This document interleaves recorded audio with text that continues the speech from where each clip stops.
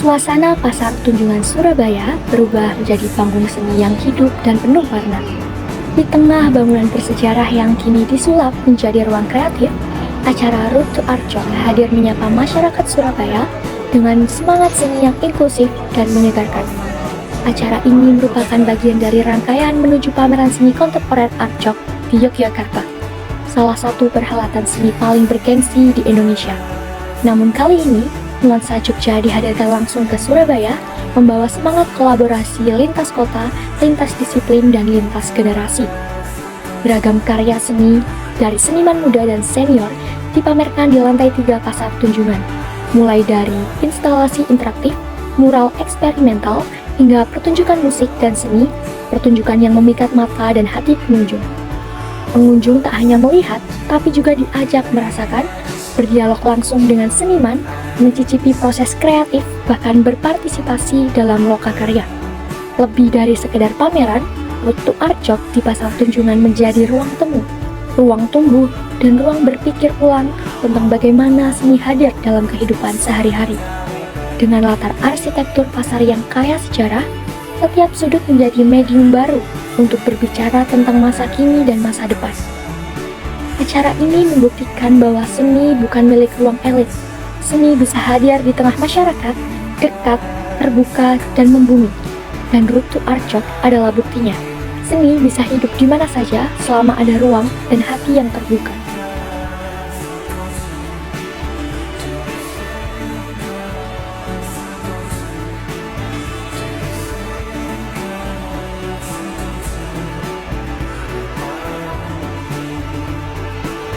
Road to Art Jog di Pasar Tunjungan kala itu menjadi bukti bahwa seni bisa tumbuh di mana saja, bahkan di tengah bangunan tua yang syarat sejarah. Pemilihan Pasar Tunjungan sebagai lokasi pameran bukan tanpa alasan. Ruangan ini menciptakan dialog yang kuat antara seni kontemporer dan ruang publik bersejarah. Suasana yang reflektif, membumi, dan penuh makna. Pameran berlangsung sederhana namun syarat pesan. Penjaga hadir di setiap sudut, memastikan keamanan tetap terjaga. Para pengunjung pun menunjukkan sikap penuh hormat, tidak hanya menikmati estetika visual karya, tetapi juga mendalami makna di baliknya. Yang membuat pengalaman semakin istimewa adalah kehadiran guide yang menjelaskan tiap makna tersirat dari karya-karya yang dipamerkan. Salah satu karya yang begitu memikat datang dari Jompet Kuswidananto, seniman yang mampu menuangkan makna sosial dan emosional dalam bentuk visual yang menggugah. Penjelasan demi penjelasan dari guide mengantar penikmat seni menyelami tafsir-tafsir yang mungkin tak tampak di permukaan. Dari itu, tercipta kekaguman yang bukan hanya soal indahnya rupa, tapi dalamnya makna. Road to Art Jog berhasil membawa pesan bahwa seni bukan sekadar dilihat, tetapi dirasakan, dipahami, dan dimaknai.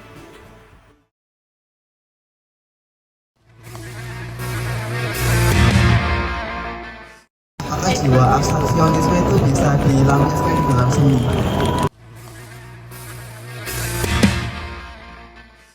Jiwamu abstrak. Oke, pertanyaan yang menarik, murah gitu ya. Jadi menurut saya justru di senilah Anda belajar untuk mengabstraksikan sesuatu. Karena sebetulnya di ilmu-ilmu yang lain gitu ya, di ilmu pengetahuan yang kalian pelajari, di sekolahan atau di bangku kuliahan, itu kalian mempelajari ilmu-ilmu yang sifatnya positivistik. Positivistik itu artinya apa?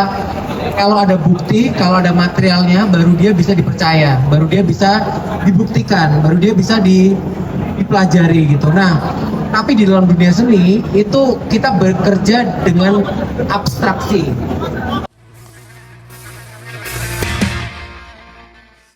Kenapa kok pilih bangunan-bangunan tua? Kenapa nggak pilih jadi milik kayak galeri atau ruangan-ruangan yang lebih bagus gitu kak?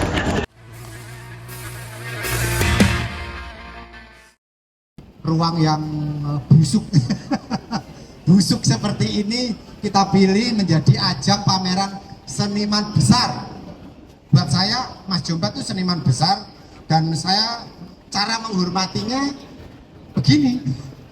Jadi tidak selalu karya itu harus berada di ruang yang clean, ruang bersih, berwibawa, mahal, apalagi penuh dengan lampu, berkilau, enggak.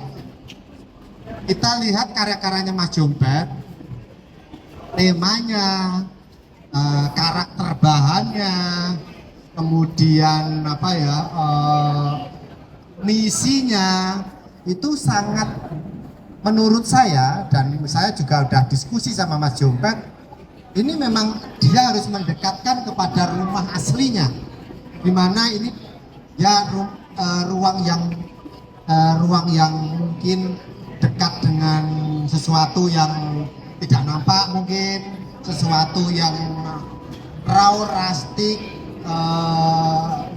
gelap, abu-abu, cenderung kalau kita bilang itu serem gitu ya. Saya kira itu sangat dekat dengan karyanya yang bicara tentang sebuah sesuatu yang mistis, sesuatu yang beraura, sesuatu yang karakternya itu dekat dengan hal-hal yang kemudian kerakyatan gitu kan, dan dekat dengan rakyat kecil, di mana mereka itu justru masyarakat yang sangat lekat, sangat dekat dengan budaya asli, sangat lekat dengan kepercayaan yang dimana sudah dibangun turun temurun oleh moyang, oleh tradisi yang benar-benar dari dulu. Itu justru adalah orang-orang kecil seperti kita ini, seperti orang-orang yang digambarkan oleh Mas Jompet di sini. Mereka yang ara-araan, mereka sebagai orang yang mengabdikan dirinya kepada hal-hal yang sifatnya lekat dengan langsung percayaannya dengan kekuatan yang dengan semesta, seperti itu. Jadi ketika karya Mas Jompet seperti itu, ketika saya melihat karya Mas Jompet seperti itu dari dulu, maka yang saya bayangkan adalah bagaimana PR saya adalah memberikan rumah, memberikan ruang yang sedekat mungkin dengan karakter yang Saya ingin bertanya, Mas Jompet sendiri mengapa lebih menekankan pada aspek hal yang digunakan atau atribut seorang manusia, bukan menggambarkan manusianya itu sendiri?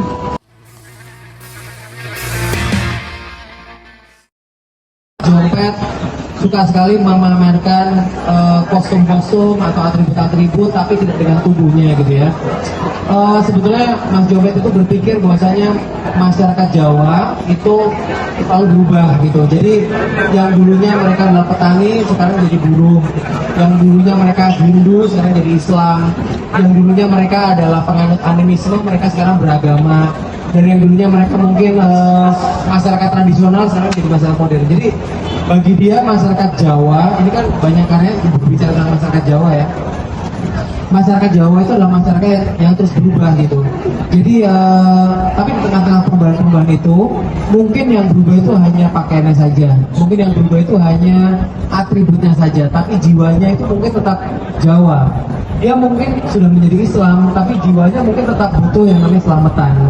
Dia mungkin udah jadi buruh tani gitu, tapi kemudian dia masih tetap melakukan hal-hal yang dulu dilakukan ketika orang-orang masih punya kultur agraris itu, mereka masih melakukan itu juga gitu. Jadi kayak kultur agraris kan kayak bikin kayak semacam bersih desa atau apa, walaupun mereka sudah sekolah, udah S1, udah bekerja kantoran gitu ya, tapi barangkali mindset mereka itu masih mindset tradisional gitu. Jadi Mas Jompet membayangkan orang-orang Jawa itu mungkin yang berubah itu hanyalah atributnya saja, hanyalah tampak